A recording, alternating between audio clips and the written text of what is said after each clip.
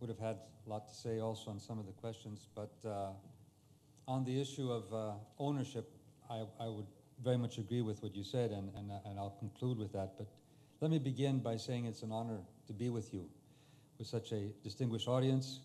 And Greece, of course, has been squarely in the eye of the storm for the last 2 years. And I found myself at the helm, guiding my country through uncharted waters at high seas with no GPS system. That's why I call this journey an odyssey, keeping a good tradition with our Homeric heritage. So I hope to give you some vignettes of the Cyclops and the Lestrygons which I have met on this journey. But before I show you some of these glimpses of the eye in the storm, let me take you out of the storm for a moment and take Greece out of the storm for a moment. Imagine what Greece could be like. Greece is a country with unimaginable and unrealized potential. Huge potential for growth, a tourist industry that has potential to move into so many new areas, from eco to cultural to religious to sport and wellness tourism, and of course the Israeli tourists, partly because of our warm relations over the past years, have been able to see this potential. Renewable energy from our wind, sun, geothermal sources have been our bountiful. Our agriculture can become high quality based on the Mediterranean or Cretan diet. Our aquaculture is the biggest in Europe, while our merchant fleet the biggest in the world. At the same time, ports of Piraeus and Thessaloniki, a city of martyrdom for the Jews, are becoming hubs between China, India, and the Gulf states and the European market, while our program of privatization and public asset development bodes well for foreign direct investment and sustainable competitive growth. At the same time, we have a younger generation, well-educated, many abroad, very innovative and motivated. They are the potential engine of growth in our country. But why aren't we there? Greece is not a poor country. Greece is not a country without potential. Greece was a mismanaged country by the previous government. Not a bloated welfare state, but a badly mismanaged state. Clientelistic, as you mentioned earlier, that is what I inherited. And this is what I and we are changing. This, in fact, has been my promise and program for my country, a vision of the great potential of Hellenism, a vision I believe in and have been fighting for before I became Prime Minister and still am fighting for today. But beyond this vision, we had to deal with the crisis at hand. A debt that had almost doubled by the previous government, to be matter of fact from 180 billion euros to 320 billion euros in 5.5 years. A deficit that had ballooned to 16.5%. We were able to borrow easily, but not spend in the wisest of ways. And we were then found with jittery global markets that soon were to decide to exclude us. In fact, they virtually did because of the spiraling costs of borrowing, the so-called spreads in our borrowing costs. I fought for Europe to respond, and it did. Yes, with solidarity towards Greece, with the biggest bailout program in mankind's history. But the storm grew in intensity. Why? Markets, rather than being calm, became more skeptical, more aggressive, more speculative. So let me take you back to the eye of the storm. The first problem was that many in Europe made, I believe, a wrong diagnosis. Many believed that this was a Greek problem. Even more so, some were very prejudicial. Many believed that the Greeks were the problem.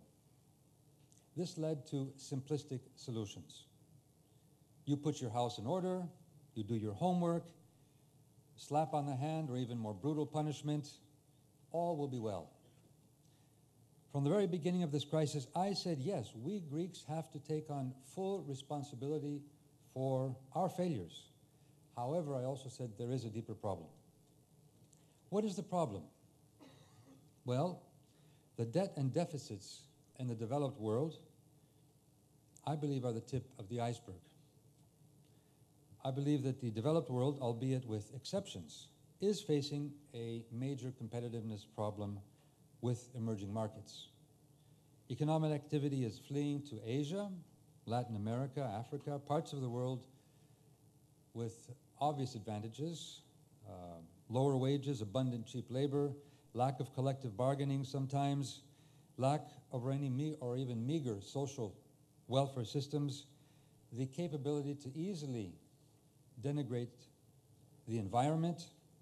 All these factors combined with state support in some of the cases have given a strong comparative advantage to these regions and brought wealth to many of the people there, of course, but have also undermined the social compact that we have in Western societies. And this has created a populist, even sometimes a racist, backlash in many of our societies.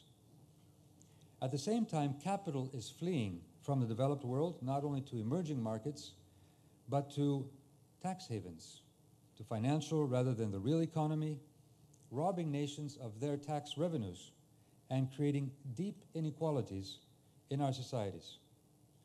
I've heard that the figure of about $600 billion is in the market of credit default swaps. But who knows? And the lack of transparency and democratic oversight in our financial system is part of the problem. Many economists, some Nobel laureates, have pointed to the question of inequality, whether it's Krugman, Stiglitz, Galbraith, or Bob Reich, inequality as one of the main causes of the global crisis. But it's a crisis which also has often captured our democratic institutions by special interests, which then further their privileges, or our democracies cannot deal with the fact that they can only make decisions within national borders in a global economy. So what is our dilemma for the developed countries? Can we compete on these terms?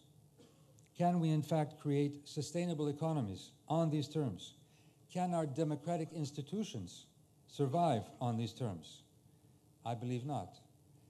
But I also believe that even the emerging economies, sooner or later, cannot continue sustainable growth on these terms. Our planet cannot sustain this model of growth.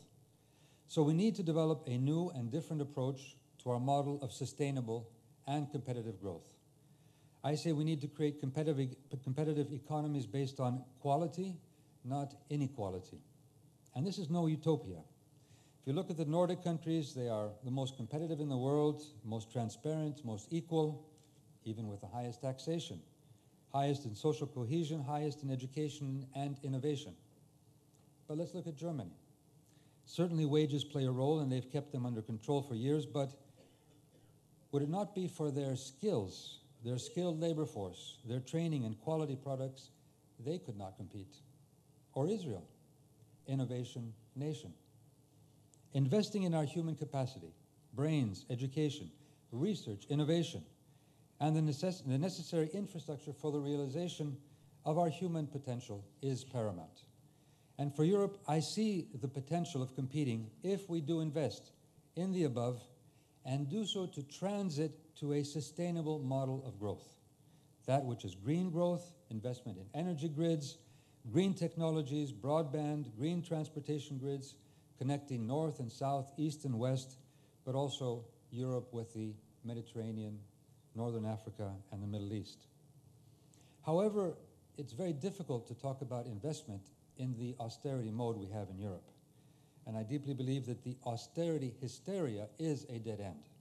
We certainly need to be fiscally responsible, which many of us weren't. We certainly need to monitor each other, although I don't believe in some super bureaucrat coming from Europe to monitor our democracies, as this goes to the question of ownership. I have said very many times to some of the leaders in Europe, well, if you want to own the program, we can monitor you. But I think if we want to have ownership for our programs, even the major reforms, we need to strengthen our democracies rather than undermine them.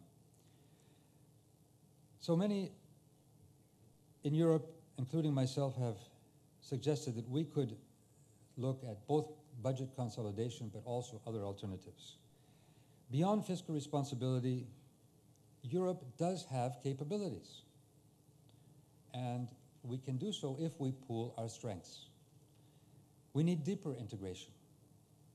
And as a matter of fact, I believe we are at a crossroads in Europe where either we go into deeper integration or we will go into a disintegration. I believe in deeper integration. And we have things we can do. We have tools. Eurobonds, where we can deal with the markets in a collective way, but also leverage private investment in major projects around Europe, bring investment into some of our newfound funding, like the EFSF and the ESMs. Also, we're talking now about a financial transaction tax that could produce revenues up to 400 billion euros, a CO2 tax. These ideas 2 years ago were pie in the sky. Today, we are seriously discussing them in the Union. And they could help ignite growth and, of course, help fight the recession worldwide. But while we're facing wider global issues, we also have our hybrid Eurozone growing pains. In a common currency, as I said, we had privileges in good times of borrowing at the rates pretty much near to what German borrows. And, of course, in bad times, the rates are diverging wildly. So in a common market with a common currency, one company today will get a loan at very good rates, and another company competing in the same sector will get money which costs much more. This is unsustainable. That's just one of the flaws of this incomplete monetary union. I see this because in Greece we've been asked to reduce our debt in record time, debt and deficit in record time. Last year we reduced our deficit by 5%. Obviously the pain is excruciating, and we've had wage cuts, falling living standards, a deepening recession. And I believe that it would be much easier for the Greek people to take the pain, first of all, if the process was more gradual, but secondly, if everyone felt that the burden was shared and justice was done. This is the other issue you mentioned, Bob, of respect and dignity and social accountability. But this is why I have been fighting for transparency, justice in the tax system, but also more transparency even in our banking system in Europe, fighting tax havens, more transparency in the CDS markets, and of course more democratic oversight of what the rating agencies are doing. They may be right at times, but they have so much power they can reverse a positive trend in one moment. Reorganizing, therefore, the financial system is of great importance. But here again, we in Europe took a wrong turn. As we wanted to penalize the financial system after the 2008 crisis for its profligacy, the Germans and the French at some point decided to announce that in the future, any banks that invest in sovereign bonds of a country that defaults would be the first to take the hit.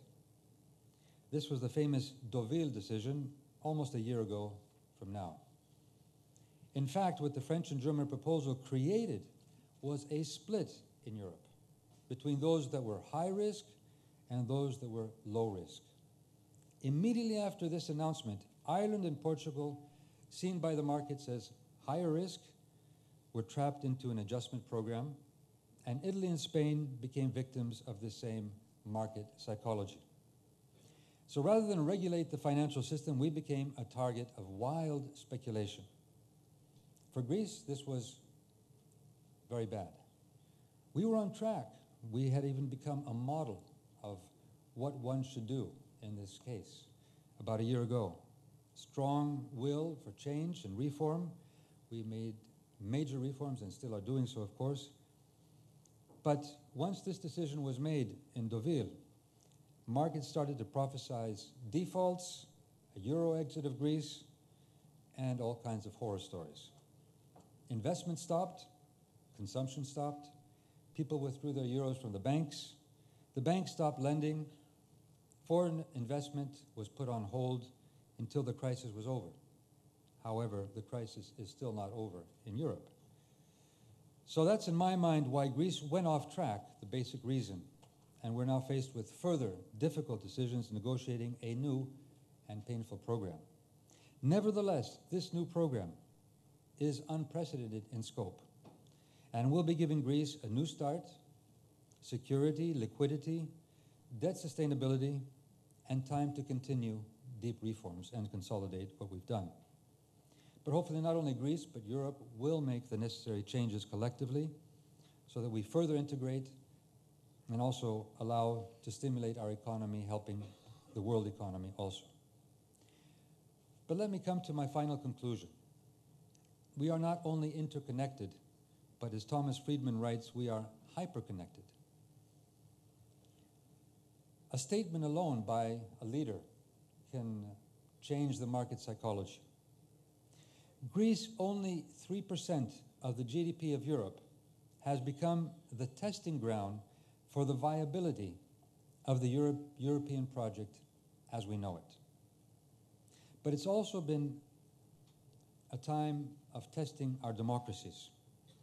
Our citizens feel more and more disempowered as markets or decisions beyond their reach or control determine their fate on a daily basis, at a time when everybody knows we have great capacities. I began with the problem of governance in Greece. But in our hyper-connected world, the question is governance of the globe.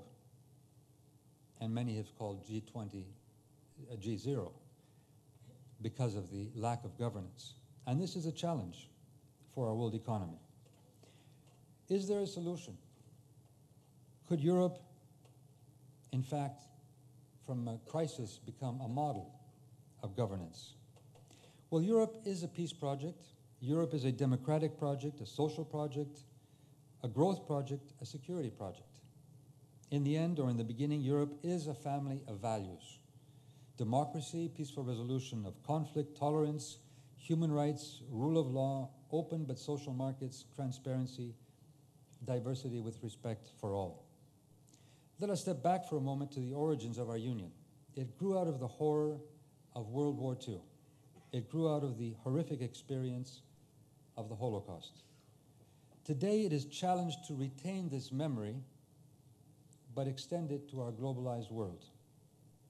It's a project where we, different cultures, different peoples, different languages, different religions, different traditions and histories come together under one roof, pooling our strengths, pooling our sovereignties, pooling our decision-making in order to be stronger, more effective, more capable in dealing with the global challenges, whether they be financial, climate change, poverty, conflict, migration, authoritarianisms, terrorism, proliferation of weapons of mass destruction.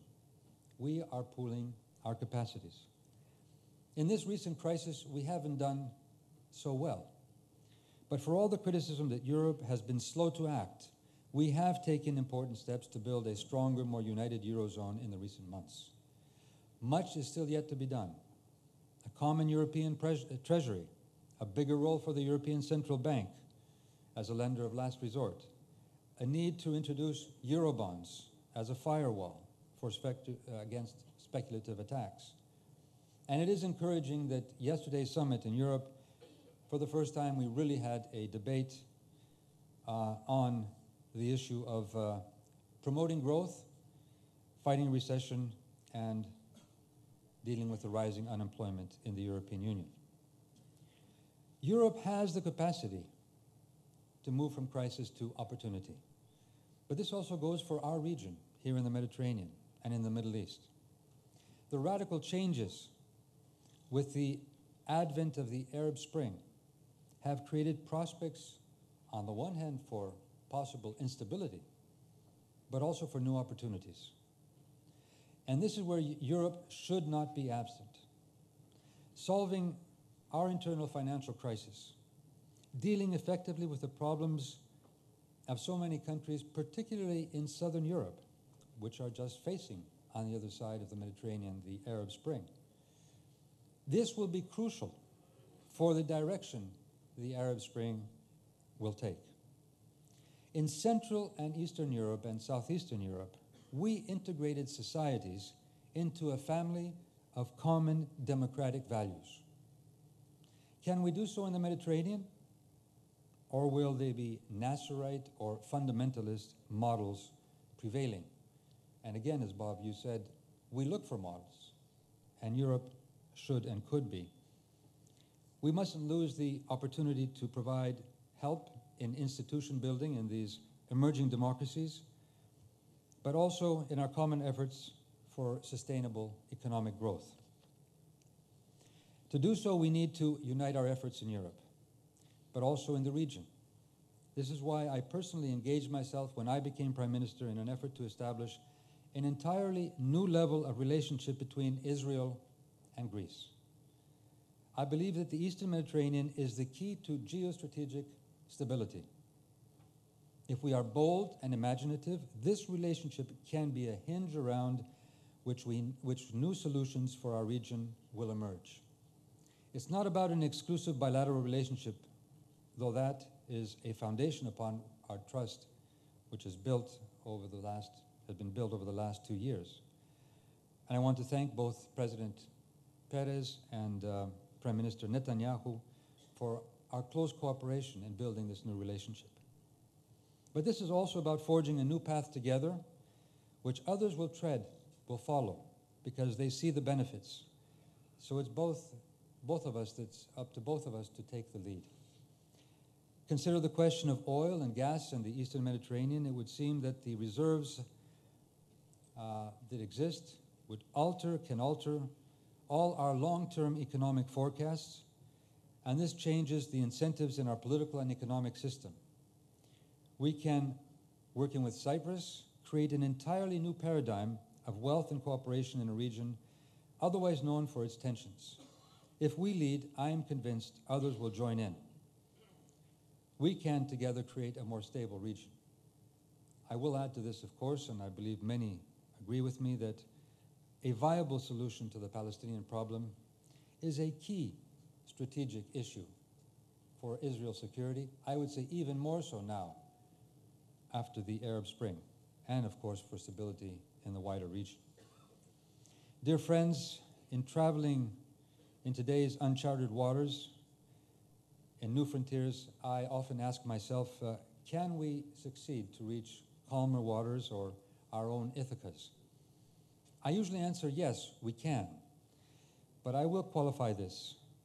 We need to go beyond the dogmas we knew about markets and states, beyond prejudices, beyond the easy, simple black and white solutions. We need to understand that there are no easy scapegoats.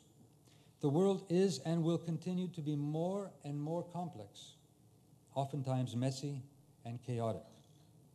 In building the necessary global governance structures, we need to do, though, two things that seemingly may be contradictory. On the one hand, strengthen global governance, but on the other hand, strengthen our citizens and our communities. This is the ownership issue. Make our people feel that they own this whole process of change, of development, of dealing with challenges, new challenges, complex challenges, where no one politician has the solution. Empowering our citizens is absolutely necessary, not only to release the capacities and potential that they have, but also to make them feel that they are part of the solution and not part of the problem. I would like to put this maybe in one phrase, if we could do that. It would be to reinvent our democracy in the context of a globalizing economy. Getting back to the basics, if you like, of our values, which means that whatever solutions we come up with, The litmus test must be to live up to the democratic values of serving our citizens through fairness, through participation, through protection of human rights, women, obviously, in equal positions, but also through empowerment and liberation of human potential. And I believe these values, of course, are core to our European family. I think right now we're in a course where we're looking for mechanistic solutions and machinations, and often have avoided or forgotten the man or woman in the street and the capacities that we have. But I do believe that soon we will be back on track, back to these core values, and Europe again will be relevant and will be effective as partners in this region and around the world. Thank you very much.